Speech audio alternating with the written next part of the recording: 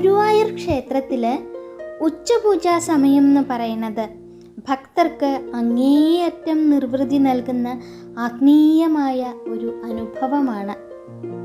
ഭഗവാന് ഏറ്റവും വിശേഷപ്പെട്ട വിഭവങ്ങൾ സമർപ്പിക്കുന്ന സമയമാണ് ഉച്ചപൂജ എന്ന് പറയുന്നത്. ഭഗവാൻ തൻ്റെ ഭക്തരോടൊപ്പം ഉണ്ണാനിരിക്കണു എന്ന വിശ്വാസമാണ് ഈ സമയത്തെ ഭക്തിസാന്ദ്രമാക്കുന്നത്.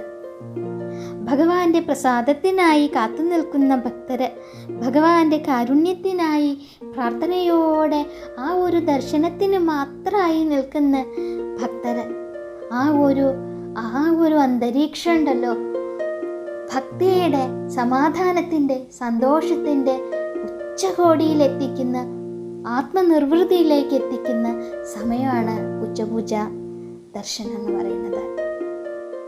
ഇന്നത്തെ അലങ്കാരം നോക്കി നോക്കൂ എങ്ങനെയാണെന്ന്. ഭഗവാൻ ഇടതുഭാഗത്തുള്ള ശിവലിംഗത്തെയും ശൂലത്തെയും നോക്കി തൊഴുതു നിൽക്കുന്ന ഭാവത്തിലാണ് ഉള്ളത്. ശിവായ വിഷ്ണു രൂപായ ശിവരൂപായ വിഷ്ണവേ എന്ന തത്വത്തെയാണ് ഇത് ഓർമ്മിപ്പിക്കുന്നത്. വൈഷ്ണവ ശൈവ ഭേദമില്ലാതെ എല്ലാം ഒന്നാണെന്ന മഹത്തായ ആത്മീയ സത്യമാണ് ഈ ഭാവത്തിലൂടെ നമുക്ക് ലഭിക്കുന്നത്. കളഭത്തിൻ്റെ തണുപ്പും ഭഗവാന്റെ മന്ദഹാസവും ഭക്തരുടെ മനസ്സിനെ ഇങ്ങനെ ശാന്താക്കാണ്. ലൗകിക ദുഃഖങ്ങളിൽ നിന്ന് മോചനം നേടി ഭഗവാന്റെ തൃപ്പാദങ്ങളിൽ അഭയം പ്രാപിക്കാനുള്ള ആഹ്വാനാണ് ഓരോ അലങ്കാരവും തരുന്നത്. ഭഗവാൻ എങ്ങനെയാണ് നിൽക്കുന്നത്? ഭഗവാൻ ഇങ്ങനെ മാറോട് ചേർത്ത കൈകളിൽ കൈകൂപ്പി നിൽക്കുകയാണ് ശിവലിംഗത്തിനും ശൂലത്തിനും മുമ്പിൽ എന്നുള്ളതാണ്. ഭഗവാന്റെ തൃപ്പാദങ്ങളിൽ നോക്കി നോക്കൂ. ഭഗവാന്റെ തൃപ്പാദങ്ങളിൽ സ്വർണ്ണത്തളകൾ അണിയിച്ചിട്ടുണ്ട്. കളഭത്തിൻ്റെ കുളിർമയേകിയ ഭഗവാന്റെ പൂമേനിയിൽ മനോഹരമായിട്ട് പട്ടുകോണകം, അതായത് പീതാംബരമാണ് ചാർത്തിയിട്ടുള്ളത്. ഭഗവാന്റെ അരയിൽ കിങ്ങിണി ചാർത്തിയിട്ടുണ്ട്. ഭഗവാന്റെ കുഞ്ഞു കുമ്പോട് ആ കൂടുവയറിനോട് ചേർന്ന് ഇങ്ങനെ കിങ്ങിണി പറ്റി പിടിച്ച് കിടക്കുകയാണ്. എന്തൊരു ഭംഗിയല്ലേ കാണാൻ! അതീവ ഹൃദ്യമായ കാഴ്ച തന്നെയാണ്. രണ്ട് കൈകളും മാറോട് ചേർത്ത് പിടിച്ചു നിൽക്കുന്ന ഭാവത്തിലാണ് ഉണ്ണിക്കണ്ണൻ ഇന്ന് ദർശനം നൽകുന്നത്. കൈകളിൽ സ്വർണവളകളും തോളുകളിൽ തോൾവളകളും ശോഭിക്കുന്നുണ്ട്. കഴുത്തിനോട് ചേർന്ന് മനോഹരമായിട്ടുള്ള വളയം പോലുള്ളൊരു മാലയും മുല്ലമൊട്ടുമാലയും ചാർത്തിയിട്ടുണ്ട്.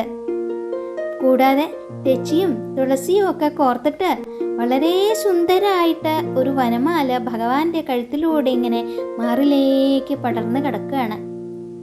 ഇത് പ്രകൃതിയും ഈശ്വരനും തമ്മിലുള്ള അഭേദ്യമായ ബന്ധത്തെയാണ് സൂചിപ്പിക്കുന്നത്. നെറ്റിയിൽ തിളങ്ങണ സ്വർണ്ണഗോപിയുണ്ട്. ചെവികളിൽ ചെവിപ്പൂക്കൾ അണിഞ്ഞിട്ടുണ്ട്. അങ്ങനെ മന്ദഹാസം പൊഴിച്ചുകൊണ്ട് പുഞ്ചിരിച്ചുകൊണ്ട് തൊഴുകൈകളോടെ നിൽക്കുന്ന പൊന്നുണ്ണിക്കണ്ണനാണ്. ഭഗവാന്റെ ശിരസിൽ നോക്കി നോക്കൂ. പൊന്നും കിരീടം ചാർത്തിയിരിക്കണു. ആ കിരീടത്തിൻ്റെ മുകളിലായിട്ട് 2 തിരുമുടി മാലകളാണ് ചാർത്തിയിട്ടുള്ളത്. ഒന്ന് തെച്ചിയും തുളസിയും ചേർന്നതും മറ്റത് നന്ദ്യാവട്ടവും തുളസിപ്പൂക്കളും കൂടി ചേർന്നിട്ടാണ് രണ്ടാമത്തെ മാല കിട്ടിയിട്ടുള്ളത്. കിരീടത്തിന് മുകളിൽ വിധാനമായിട്ട് 6 ഉണ്ടമാലകളാണ് ചാർത്തിയിരിക്കുന്നത്. താമര, തുളസി, തെച്ചി എന്നീ പൂക്കൾ കൊണ്ടാണ് ഈ വിധാനത്ത് തൂക്കിയിട്ട് ഇട്ടിരിക്കുന്ന 6 ഉണ്ടമാലകൾ ഉണ്ടാക്കിയിരിക്കുന്നത്. മനോഹരമായിട്ടുള്ള ഒരു പന്തൽ പോലെ അതിങ്ങനെ വിന്യസിച്ച് കിടക്കുന്നുണ്ട്. ഇന്നത്തെ അലങ്കാരം എന്ന് പറയുന്നത് ശരിക്കും അത് ഹരിഹര സമന്വയം തന്നെയാണ്.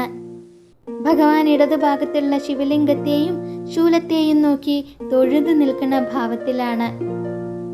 ലൗകിക ദുഃഖങ്ങളിൽ നിന്നും മോചനം നേടി ഭഗവാന്റെ തൃപ്പാദങ്ങളിൽ അഭയം പ്രാപിക്കാനാണ് ഭഗവാൻ നമ്മളോട് പറയണത്.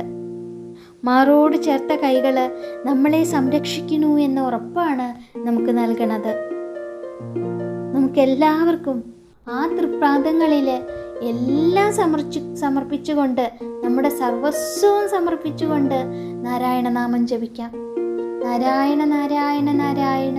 കൃഷ്ണ ഗുരുവായൂരപ്പ.